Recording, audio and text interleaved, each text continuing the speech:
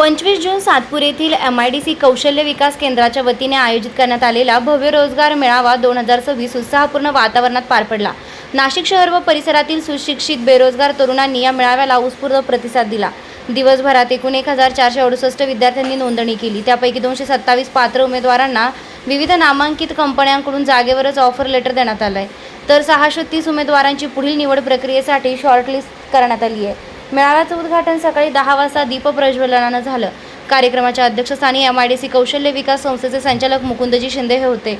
प्रमुख पाहुणे म्हणून टाटा मोटर्सच्या कमर्शियल व्हेइकल विभागाचे महाराष्ट्र राज्य प्रमुख दौलत पाटील तसेच सामाजिक कार्यकर्ते व आर्थिक गुंतवणूक सल्लागार अविनाश वाळुंजे उपस्थित होते। यावेळी संस्थेचे व्यवस्थापक शेखर जाधव व प्लेसमेंट मॅनेजर वैभव सोनवणे यांच्यासह अनेक मान्यवर उपस्थित होते।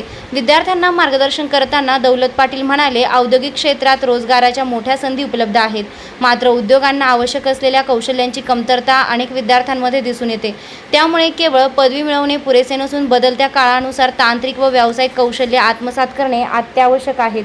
कौशल्यपूर्ण मनुष्यबळाला उद्योग क्षेत्रात नेहमीच मोठी मागणी असते। अध्यक्ष भाषणात मुकुंदजी शिंदे यांनी MIDC कौशल्य विकास केंद्रामार्फत राबविण्यात येणाऱ्या विविध प्रशिक्षण व कौशल्य विकास उपक्रमांची माहिती देत तरुणांनी अशा संधीचा जास्तीत जास्त लाभ घ्यावा असे आवाहन केले।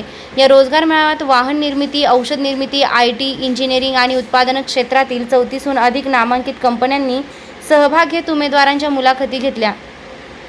यामध्ये Tata Motors, Mahindra and Mahindra, Bosch, Glenmark Pharmaceuticals, Samsonite, VIP Industries, JBM Auto, Kirloskar Oil Engine, Gabriel Limited आदी आघाडीच्या कंपन्यांचा समावेश होता। कार्यक्रमाचं सूत्रसंचालन समृद्धी दामले यांनी केलं, तर उपस्थितांचे आभार वैभव सोनवणे यांनी मानले। हा रोजगार मेळावा यशस्वी करण्यासाठी MIDC कौशल्य विकास केंद्रातील सर्व अधिकारी व कर्मचाऱ्यांनी विशेष परिश्रम घेतले। रोखठोक पोलीस टाइम्स न्यूजसाठी अजय सराफ, निवासी संपादक, नाशिक।